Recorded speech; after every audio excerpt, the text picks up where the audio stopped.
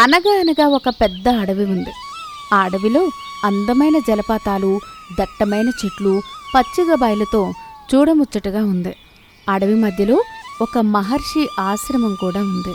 ఆశ్రమంలో మహర్షి తన శిష్యులతో తపస్సు చేసుకుంటూ ఉండేవాడు.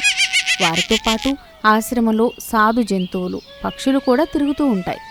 పచ్చని ప్రకృతితో ఆశ్రమ వాతావరణం ఎంతో ఆహ్లాదకరంగా, ప్రశాంతంగా ఉంటుంది.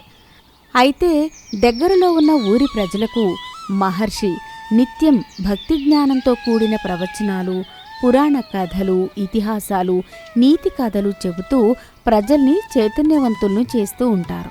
ప్రజలు కూడా ఎంతో భక్తితో మహర్షి చెప్పే ప్రవచనాలు వింటూ ఉంటారు. భక్తులారా, ఈరోజు మీకు ఒక మంచి కథ చెబుతాను, విని ఆనందించండి. మహర్షి తెలుగు కథలు.